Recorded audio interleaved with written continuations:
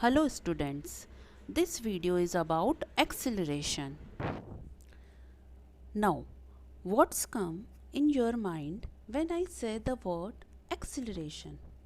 Are you thinking of a motor car which is going really fast? But hold on, according to the physics, acceleration doesn't mean going at a high speed. The word acceleration means change of speed, or more correctly, change of velocity. So, the rate of change of velocity of a moving body is called acceleration. Now, how do you accelerate a car, or how do you change its velocity? Do you know? There are three ways to accelerate a car. The first way to accelerate a car or to change its velocity is by press the accelerator of car. When you press the accelerator, observe the reading in speedometer. Speed of car increases. As we know, the value of speed with direction is known as velocity. Here, as we keep the accelerator pressed, the speed of car is increases. Means velocity of car is also changing, which is known as acceleration.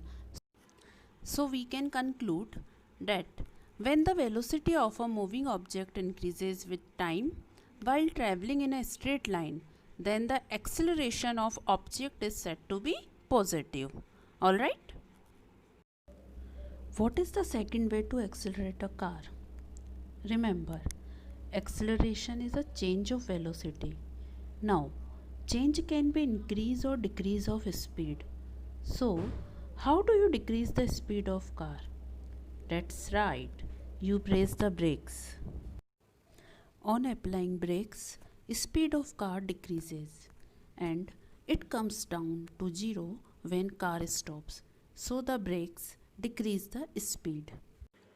So we can conclude that when velocity of a moving object decreases with time while traveling in a straight line, then acceleration is said to be negative.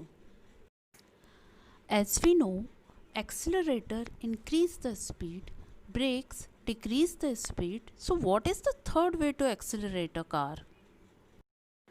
Let me give you the hint. We know that the velocity is speed with direction. So the third way to change the velocity is by changing the direction. And we can do it by using steering wheels. Let's take an example. If a car is going at a constant speed, that is 5 meter per second, and you change the direction using the steering wheels, even in this case velocity is changing because the direction is changing of the car. So the car is accelerating, and this is our third way to accelerate a car. Zero acceleration. A car is going at a constant speed in a straight line. Since the direction is also constant, so the velocity of car, that is speed with direction, is also constant. So in this case, where speed, direction and velocity all are constant, then what is the acceleration here? That's right, the acceleration is 0, or we can say there is no acceleration. If the change in velocity of the object for any given time interval is 0, that is, either the object is at rest or moving with constant velocity with time, the acceleration is said to be 0. How to measure acceleration? Acceleration means change of velocity. It is defined as a rate of change of velocity. Now, whenever you see rate of, it means divided by time. So acceleration is change of velocity divided by time. Now use this definition to write the formula of acceleration. Let's say a body is moving with initial velocity u and it accelerates to a final velocity of v in time t. So what is the formula of acceleration? That is a is equal to v minus u upon t. Now use this formula to calculate acceleration in our car example. Let's say the car is initially at rest, so the initial velocity is 0 meter per second. Now press the accelerator and it takes 5 seconds to reach the final velocity of 10 meter per second. So what's the acceleration? Let's use the formula v minus u upon t. By plugging the value 10 minus 0 meter per second upon 5 second, so acceleration is 2. But hold on, what are units? So it's going to be meter per second upon second. So unit of acceleration is meter per second square. Now acceleration of car is 2 meter per second square. Now like velocity, acceleration is also vector. So what is its direction? Since the acceleration is positive, it has the same direction, that of the velocity. Now car is moving velocity of 10 meter per second and brakes are applied. The car comes to a stop in say 10 seconds. So initial velocity 10 meter per second. The final velocity is 0 meter per second. Time is 10 seconds. So again use the formula. So if you plug in the number, we get the acceleration as minus 1 meter per second square. The acceleration is negative because it's a case of decreasing velocity, and this is known as retardation.